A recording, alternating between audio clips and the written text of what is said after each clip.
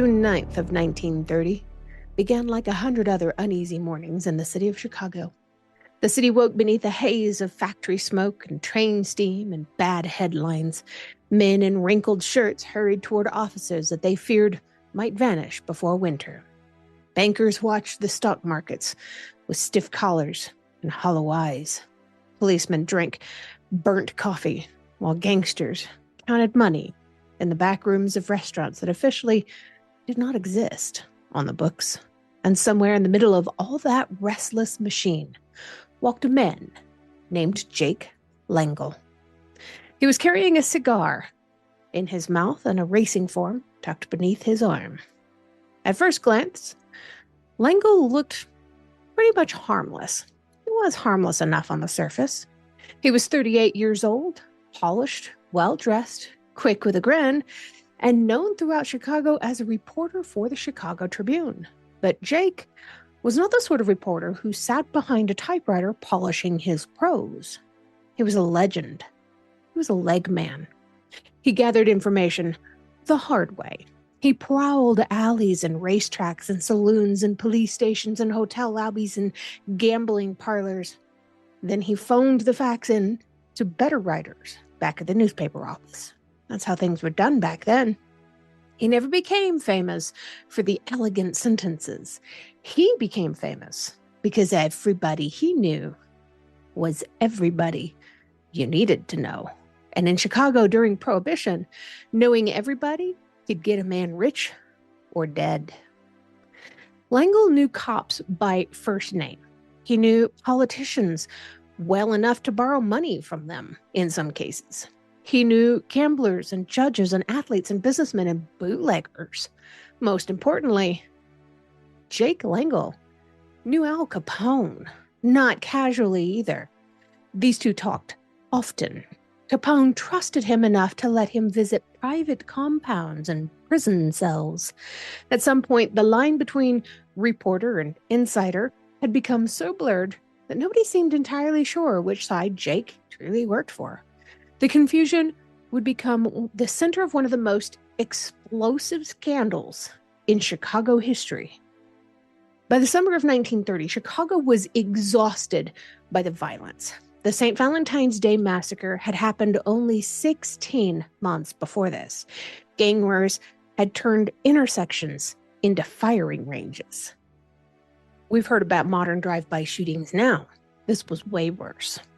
Citizens were tired of hearing machine guns rattle across the city while officials shrugged and promised investigations that went basically nowhere. Every newspaper in town covered the bloodshed like it was a running sports page. It was really everywhere. But even in a city numbed by murder, what happened on June 9th stopped people cold.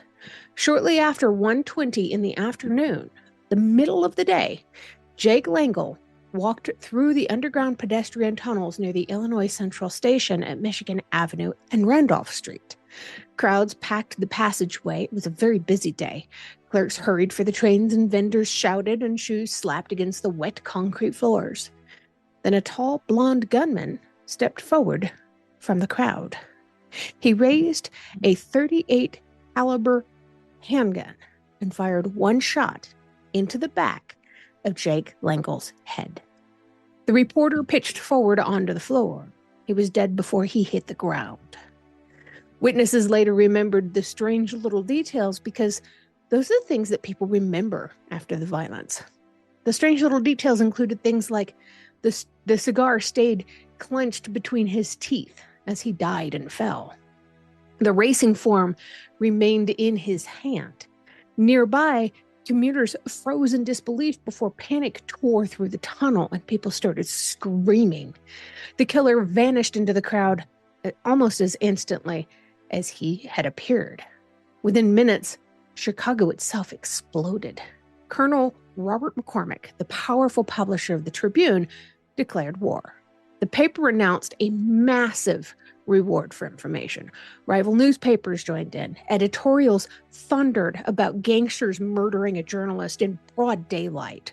Clergymen demanded justice. Politicians promised crackdowns. Police started sweeping raids across the city. Thousands attended Langle's funeral. There are pictures online of Langle's funeral. I would urge you to Google them and check it out. It was huge. Mourners overflowed onto the sidewalks outside of Our Lady of Sorrows Basilica. Not Ballistica, that's something else entirely. But anyway, the reporters wrote about this man, Jake Lingle, like he had fallen defending civilization itself, like he was Caesar. But then the rumors began. At first, they came kind of quietly. There was a whisper in the newsroom, a raised eyebrow in the police station, maybe a bartender asking the sort of question that really nobody wanted to answer. How exactly did a police reporter earning a $65 a week live like he was a wealthy businessman? The answer was going to make somebody uncomfortable. Jake Lingle maintained expensive hotel suites. He drove around Chicago in luxury cars. He gambled enormous sums at the horse tracks. He vacationed in Cuba.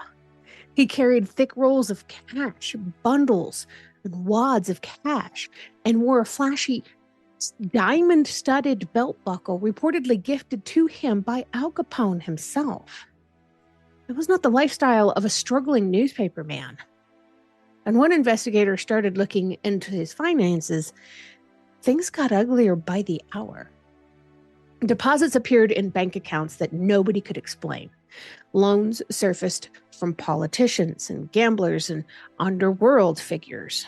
Stories circulated that he had acted as a middleman between gangsters and police officials, helping illegal gambling dens and the speakeasies to stay open for the right price, of course. Then suddenly, Chicago realized something that kind of horrified them. The murdered crime reporter might not have been exposing the underworld that he claimed to be exposing all along. He might have been working inside of it instead. The Tribune tried desperately to contain the damage. Editors claimed that they had known absolutely nothing about Langle's secret life, and some people believed them.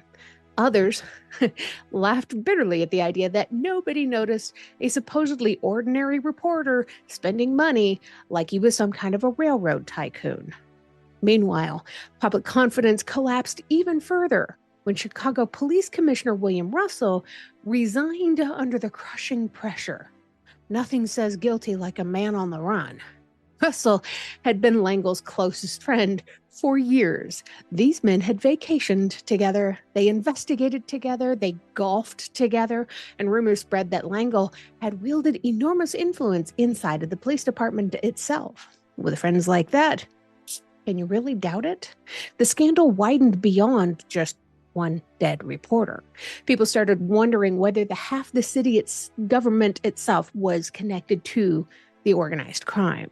And frankly, some of them probably were. This was the great sickness of Chicago during Prohibition. Everybody knew corruption existed, but most people imagined it had lived in the dark corner and alleyways. The Lingle case exposed something way worse. Corruption was eating dinner in fine restaurants. It was shaking hands downtown. It was attending banquets beside politicians and newspaper executives. That realization frightened people more than the murder did itself. And remember, that murder was in broad daylight in front of a whole lot of people. This was way scarier. As investigators dug deeper into the case, attention shifted toward the gangs. There were two main theories. One blamed a guy by the name of Bugs Moran and the North Side Gang. According to this version of events, Lingle had interfered with gambling operations connected to Bugs Moran's people. One illegal club called the Sheridan Wave Tournament Club became central to the rumors. Lingle apparently had demanded money or protection payments linked to the operation, allegedly. When disputes erupted, somebody decided that Jake Lingle had become bad for business. But the second theory pointed directly toward Al Capone. Some believed that Lingle had double-crossed Al Capone somehow. Others whispered about gambling debt possibly reaching $100,000, which was an almost unbelievable amount of money during the Great Depression, especially. Maybe Lingle had promised favors that he had failed to deliver. Maybe he had grown too greedy. Maybe Capone feared that Lingle would cooperate with the feds. Who knows?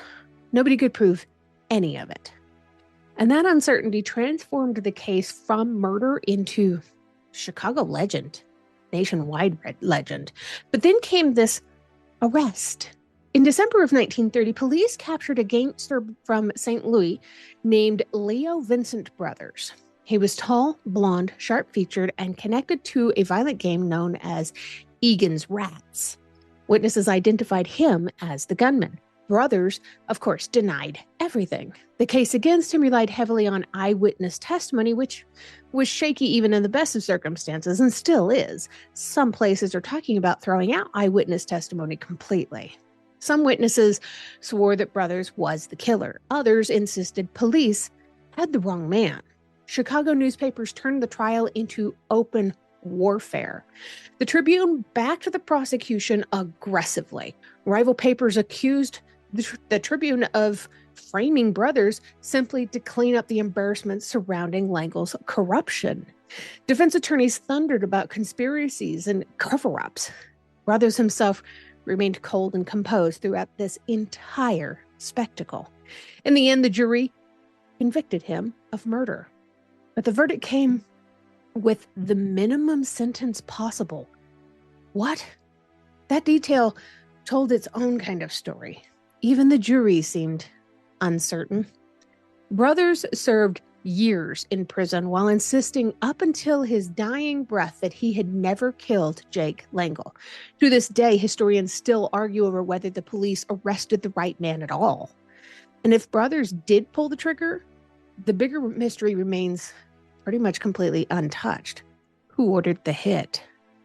The question has lingered across nearly a century of Chicago history, like cigar smoke trapped beneath a low ceiling. Some believe Bugs Moran arranged it because Lingle threatened gambling profits. Others insisted Capone gave the order because Lingle became a liability. A few suspected somebody inside politics or law enforcement feared what Lingle knew about them.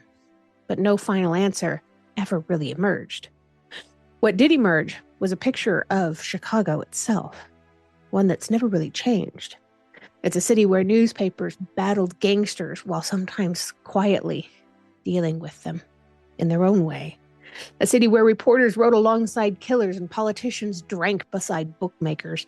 A city where power flowed through hotel rooms, racetracks, union halls, police stations, and smoky back offices, allegedly. In that kind of environment, a man like Jake Lingle could thrive for years and end up wearing gold and diamond belt buckles. And in that same environment, a man like Jake Lingle could vanish in a single gunshot. One of the strangest parts of the entire affair came afterward. For a brief moment, the outrage actually changed things. Police conducted raids and politicians promised reforms. Federal investigators increased pressure on Al Capone. Citizens demanded cleaner government. The murder embarrassed Chicago before the entire nation. In some ways, history happens not in triumph, but in humiliation. Cities sometimes change only after being forced to stare at themselves in public. Capone eventually went to prison on tax evasion charges. Some gang leaders fell. Prohibition itself eventually collapsed. But organized crime never did disappear. It adapted. The outfit, his gangland, Capone's group, survived for decades. Corrupt officials continued appearing in headlines. Chicago kept fighting the same old war between power and money and influence and public trust. And somewhere beneath all of it lingered the ghost of Jake Lingle, the reporter with a cigar in his teeth, the man who knew everybody, the journalist who may have stopped being a journalist long before somebody ever killed him. His descendants still live today, connected by blood to one of the most infamous murders in American journalism history. But the deeper mystery belongs not just to one family, or just his family, or one city, or even just one dead reporter. It belongs to every era, where the lines between truth, money, influence, and crime begin to dissolve. That is why this story still matters. Because the danger was never just gangsters with guns. The real danger came when respectable institutions stopped noticing how close they had drifted to the underworld. Jake Lingle did not die in some hidden alley beneath a flickering street lamp. He died in the middle of a crowded public tunnel during broad daylight, surrounded by ordinary citizens trying to get home. That may be the most chilling detail of all. Chicago's corruption was no longer hiding. It had become part of the scenery. And once corruption becomes ordinary, a city starts losing its ability to recognize the sound of warning bells until the gunshot finally arrives. So let me ask you this. If you had lived in Chicago in 1930 and slowly discovered that the reporters and politicians and police officials and gangsters were all tangled together behind closed doors, would you have spoken out against it? Or would survival have taught you how to stay quiet? And if you enjoy stories like this, make sure you follow the History Happens Facebook page. If you did notice my background being a little bit different today, it's because this is all real. I have a massive museum quality collection of wardrobe and antiques from the 1930s and 1940s, and I just wanted to show that off a little bit today. When I do episodes from these eras, hopefully I will get more opportunities to show off a little bit more of my fun collection. Anyway, check out the History Happens Facebook page. I do post other stuff over there from time to time as well. And you can find the History Happens podcast pretty much anywhere that you find podcasts. And I do cover deep dives into some of the most fascinating moments in history. So make sure you subscribe to the podcast so you never miss an episode. I love you guys' comments. Every like, share, subscribe, all that stuff. All of it helps more people to see the episodes. It helps this history to be seen and heard.